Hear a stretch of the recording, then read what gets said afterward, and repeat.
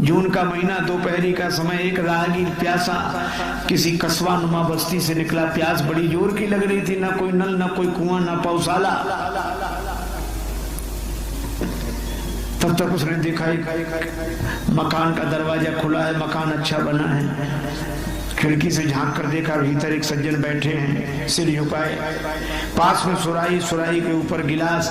राहगीर ने सोचा यहाँ पानी मिल जाएगा, दरवाजा खुला था, गया, हाथ जोड़कर बोला, बाबूजी थोड़ी देर, बाबूजी बड़े जोर की प्यास लग रही है, पानी पिला दो। उन्होंने गर्दन उठाई, उन्हें यही पता नहीं क्या बात है, क्या हम तुम्हें पानी पिलाने वाले लगते हैं? जैसे हमारे पास और कोई काम नहीं, पानी पिला दो, पानी पिला दो। या कुआं है, नल है, पौशाला है, क्या है, पानी पिला दो। हम तुम जैसे को पानी पिलाते हैं? देखते नहीं एक शरीफ आदमी का घर है।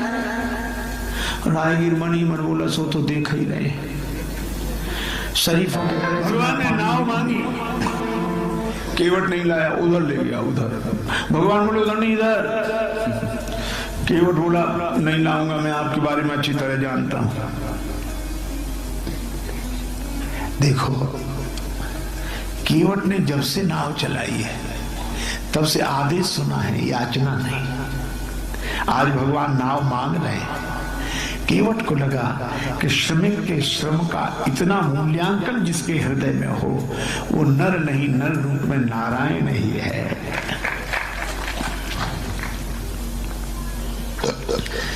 अच्छा, केवट की साधना कितनी बढ़िया है। नाव वो भी चलाता है, पार करता है, पैसा ही तो हम लोग करते हैं परिवार। लेकिन केवट की साधना में एक आंतरिक आराधना है। वह नाव तो चलाता है, पैसा तो कमाता है, पर वह अपनी नाव को गंगा जी में चलाता है, दूसरी किसी नदी में नहीं। इसी तरह अपनी पारिवारिक पृष्ठभूमि का पोषण करते हुए कोई भगवान की भक्ति की धारा से जुड़ा रहता है तो उसे भगवान के पास नहीं जाना पड़ता, भगवान उसके पास चलकर आ जाते हैं। नाव मांगी, केवट बोला, मैं अच्छी तरह जानता हूं, नहीं लाऊं। समुद्र मंथन हुआ अमृत पाने के लिए, अमृत बाद में निकला, पहले जहर। अमृत पिया देवताओं ने, जहर पिया भगवान शंकर ने। अमृत पीने वाले तो देव रह गए, जहर पीने वाले महादेव हो गए। भगवान राम मुस्कुरा रहे हैं। राम जी ने लक्ष्मण जी की तरफ देखा, लक्ष्मण ऐसा विचित्र भक्त देखा जिसे मैं बुलाऊं ना आवे। लक्ष्मण जी तो पहले से ही खींचे हुए थे, कहने लगे, प्रभु आपके जितने भक्त होते हैं ऐसे ही होते हैं, जो आपका कहना ना माने वही आपका भक्त। स्वभाव ही ऐसा है, इतना सरल भी तो नहीं होना चाहिए।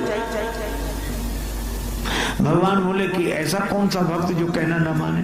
कहीं एक तो ये नहीं मान रहा जो नाव में बैठा, और दूसरा जिसे अयोध्या भेज रहे वो सुमंत नहीं मान रहे, वो रथ में बैठे।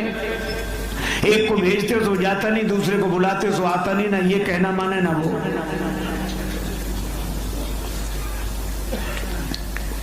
भगवान ने कहा, लक्ष्मण किसी दुकानदार की बौनी सवेरे सवेरे बिगड़ जाए, कोई उधार मांगने वाला आ जाए सवेरे से, तो दुकानदार कहेगा, अरे क्या बौनी ना बट्टा, सवेरे से आ गए तुम, अब दिन भर उधारी का सामना करना पड़ेगा, सगुन बिगड़ गया हमारा। राम जी बोले, इसी तरह हमारी यात्रा का सगुन बिगड़ गया। क्यों? वनवास मुझे मिला था, लक्ष्मण तुम्हें भी नहीं, श्री जानकी जी को भी नहीं। हाँ प्रभु, 14 वर्ष राम वनवासी, तो हमने आप दोनों को मना किया था कि हमारे साथ मत चलो। दोनों बोले हाँ किया था। बोले फिर आप दोनों ने कहना माना? बोले नहीं माना। राम जी बोले हम तभी समझ गए थे कि यात्रा के शुरू में ही हालत, आगे जितने मिलेंगे सब ऐसे ही मिलेंगे।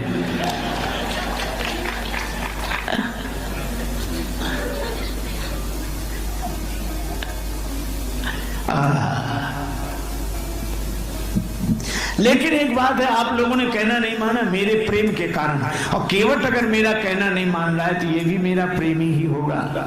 लक्ष्मण जी बोले इसमें प्रेम तो दिख नहीं रहा है। भगवान बोले केवट के जीवन में प्रेम का दर्शन है, प्रेम का प्रदर्शन। ठीक है प्रभु, आप ही करो इससे बात। और केवट कह रहा था, मन में तो सोच रहा है कि बड़े बड़े राजा आपको नहीं रोक सके, जनकपुर में जनक जी नहीं रोक सके, अयोध्या में दशरथ जी नहीं रोक सके, श्रृंगवेरपुर में सुमंत जी नहीं रोको, श्रृंगवेरपुर के राजा नहीं रोक सके निखाद राज। अब मेरी क्या हिम्मत जो आपको रोक लूं, इसलिए न नाव लाऊंगा न पार करूंगा, अपने आप रुके रहोगे। भाव तो उसका ही है, लेकिन कह रहा आपकी चरण धूलि धन्य है, उसमें मनुष्य बना देने की शक्ति है। आप कभी विचार तो करो, कैसी अद्भुत बात कही। एक अध्यापक ने एक विद्यार्थी से कहा, गणित पढ़ाते थे, विद्यार्थी से बोले तुम्हारे पिता 5,000 रुपए हमसे 3 रुपए प्रति सैकड़ा ब्याज की दर से उधार लें, तो 2 महीने में कितना लौटाएंगे? हिसाब लगा के बताओ, मैं गणित पढ़ाता हूं। विद्यार्थी हाथ उठा के बोला, सर 1 नया पैसा नहीं। अध्यापक ने कान पकड़ के तमाचा लगाया, और क्यों रे तुझे गणित नहीं आता, तू हिसाब नहीं जानता? वो बोला, सर मैं तो हिसाब जानता हूं, पर आप मेरे बाप को नहीं जानते। उसने जिसका लिया है दिया है, आज तक ये तुम्हारे ही लौटाएगा। अभी जानने की बात तो भाई बड़ी विचित्र। और केवट कहता हम अच्छी तरह जानते हैं। अब लक्ष्मण जी को बहुत बुरा लगा, श्री जानकी जी को, पर राम जी ऐसी स्थिति में भी मुस्कुरा रहे हैं, बेहसे करुणा है। आप विचार करो, क्या ऐसी परिस्थिति में कोई मुस्कुरा सकता है? या तो दीवाना हंसे या तुम जिसे तौफीक दो, वरना इस दुनिया में रहकर मुस्कुरा सकता है कौन? कौन मुस्कुराए ऐसे क्षणों में? पर राम जी मुस्कुरा रहे हैं।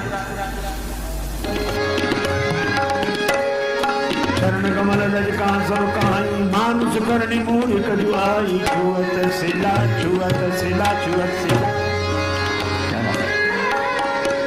आपके चरण कमल में जो धूलि है उसका ऐसा चमत्कार है, मनुष्य बना देती। कितनी बढ़िया बात कही। आज हम लोगों में मानवता आ जाए, सब कुछ आ गया, मनुष्य बन सके। और मनुष्य तो राम जी की चरण धूलि बनाती है। छुअत सिला भय नारी सुहाई, छुअत सिला। गलती से आ गए, पिला दो। सचमुच आज परिभाषाएं बदल गई। पुराने समय में हमारे भवनों के बाहर लिखा रहता था सुस्वागतम, शुभागमन। अंग्रेजी पढ़े लिखे लोग लिखते थे वेलकम। अब ये सब नहीं लिखा मिलता। अब दरवाजे के बाहर लिखा मिलेगा बिना इजाजत अंदर आना मना है। और कहीं कहीं लिखा होगा कुत्ते से सावधान। हालांकि उस मकान में रहते आदमी